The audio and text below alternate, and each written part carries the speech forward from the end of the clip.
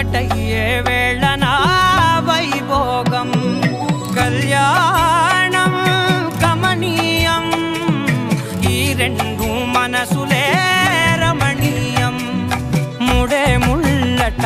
ముడి పడుతుంటే ముచ్చట